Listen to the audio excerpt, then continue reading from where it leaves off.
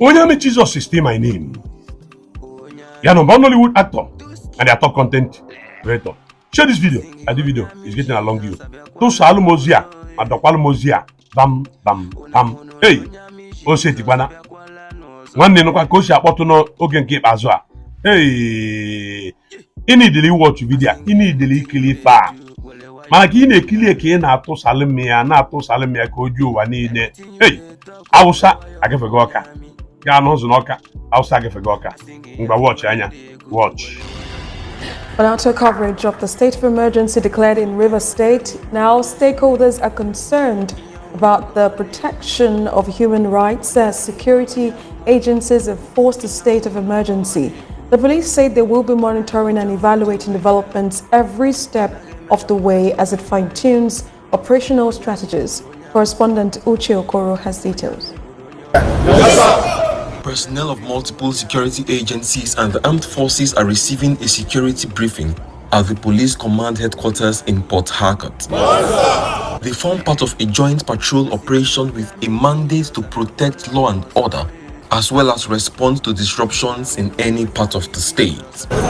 It is expected that working under the current tense political atmosphere might be challenging, but the Commissioner of Police has advised the men to avoid intimidating the public and unwarranted use of force. We've been talking to them. This is not the first time.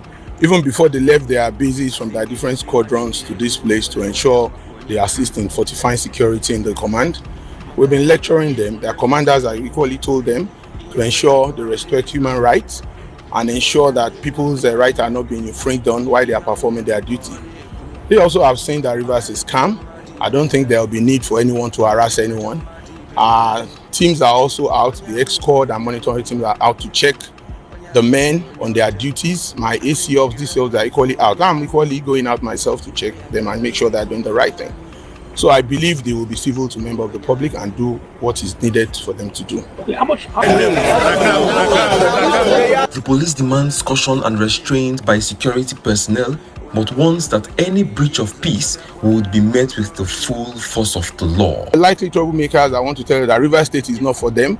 We are well prepared. For those who feel they want to make trouble, we are ready. But I believe Rivers people are peaceful and they will not raise any ugly head for us to have any cause to have any issue with anybody. Mobile police reinforcements were deployed from Delta, Imo and Bayelsa states. They will be visible in key locations such as government infrastructure and strategic public areas. Uche Okoro, TVC News, Port Harcourt. Senior lawyers and opposition leaders in Nigeria are challenging the legality of President Tinubu's decision to impose a state of emergency in Rivers State. His reason was that the state was lurching inexorably towards instability. Most definitely not so, says the Nigerian Bar Association, which represents this country's lawyers, insisting that the situation in Rivers State may have been politically tense, but it failed to meet the constitutional threshold for the removal of elected officials, including the governor, his deputy, and the State Assembly. To them, it represents an appalling abuse of power.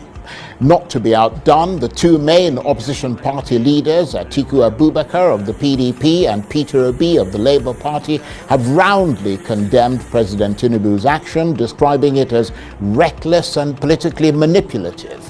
And the former governor of Rivers State, Rotimi Amechi, has called it an affront on democracy. How could rivalry between the incumbent governor Sim Fubara, the former governor, now Minister Nyesom Wike, and state assembly legislators be the reason for the imposition of a state of emergency, they ask. Meanwhile, for the president's declaration to become effective, the National Assembly would have to approve it by a two-thirds majority. And so far, it's not clear whether the ruling APC party can muster such numbers. Nevertheless, President Tinubu has gone ahead to swear in a new administrator for Rivers State, Vice Admiral Ibas. Well, one of those who has a vote at that National Assembly is Senator Seriake Dickson. He's a leading member of the main opposition People's Democratic Party, or PDP, and he governed Bayelsa State for 8 years, and before that, of course, he was the Attorney General of the state. And Senator Dickson joins me now in the studio. Nice to see you again. Nice to see you, Charles. And I'm glad you brought the Constitution along with you. Yeah. Are you for or against this move by President Tinubu to declare a state of emergency in Rivers State? Well, as a committed Democrat, are very serious concerns. I was shocked when the president's proclamation was read yesterday evening, and I promptly issued a statement condemning it. I'm not in support of it. Okay? It doesn't, in my view, as you rightly said in your intro, meet the constitutional threshold, in my view. Are there concerns? Are there worries? Yes, there are in Rivers State.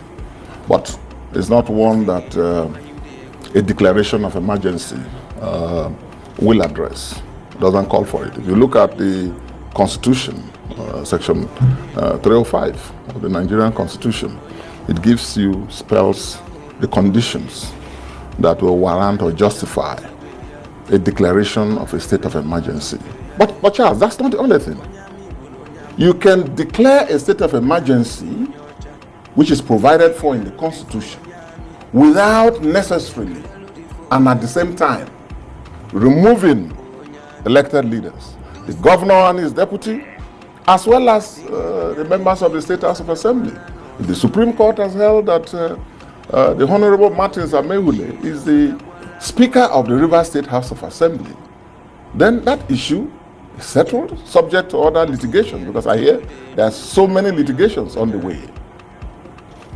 Conditions now have to be made conducive for all to carry out their legitimate constitutional duties and functions. But Charles, I know that we are dealing with very tense situations. And since this proclamation last night, or yesterday evening, I've been busy calling and receiving calls, making calls and calling for calm, for people to reduce the temper. Because, you know, no matter how well-intentioned, when you sit down in Abuja and make a proclamation, a statement like that, it sends shockwaves and people react differently. Some see it as highly provocative and oppressive. Others see it as something that, so I've been calling on people. Firstly, my people have been making the case that this is not and should not be seen as a war between two tribal groups who are brothers and neighbors, the Ikwere people and the Ijaw people. And I've been making that case for a long time now, but more so since yesterday. So that, Charles, we don't wake up one morning and have a situation like Rwanda, where overnight